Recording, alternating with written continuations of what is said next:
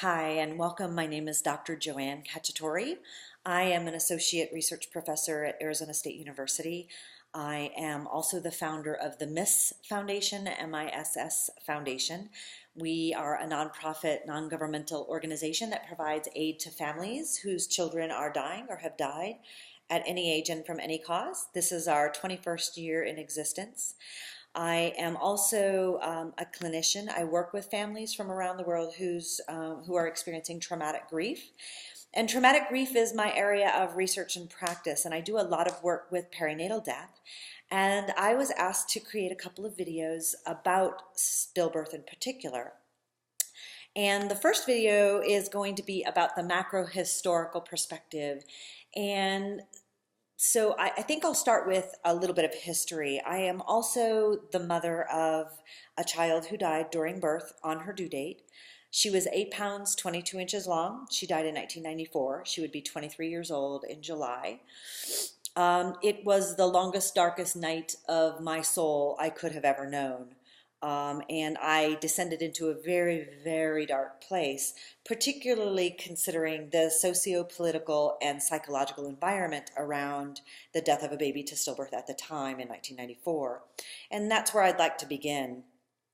In 1994, after my daughter's death, I received an envelope from the Vital Records Office that contained her death certificate.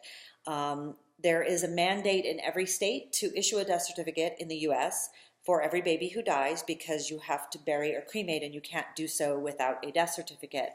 But the state would not issue a birth certificate.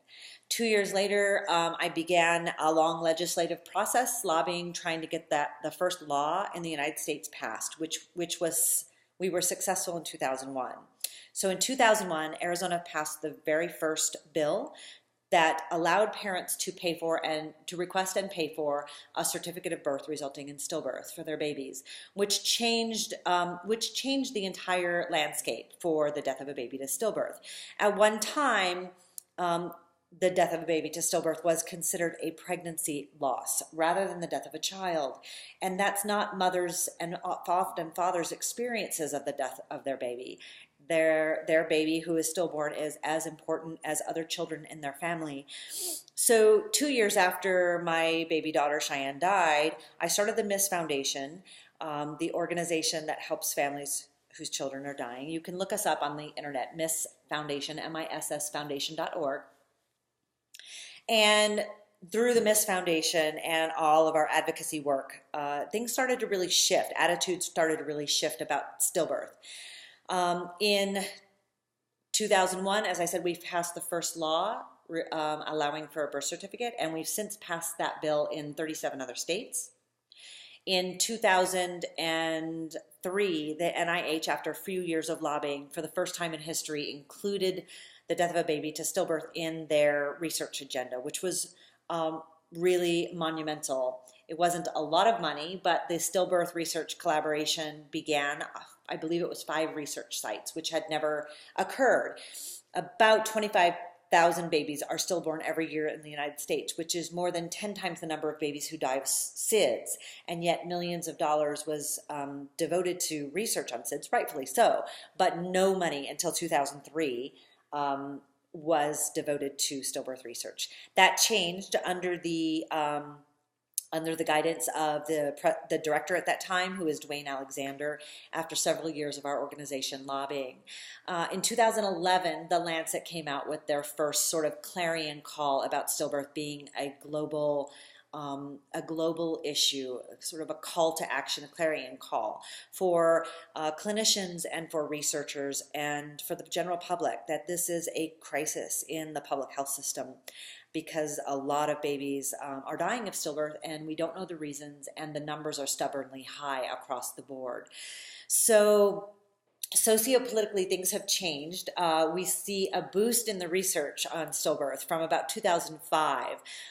We see probably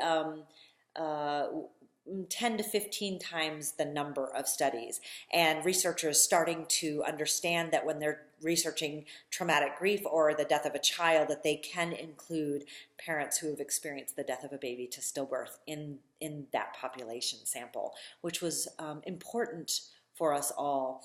My entire research agenda is on traumatic grief. I'm more than happy to send you some of my research.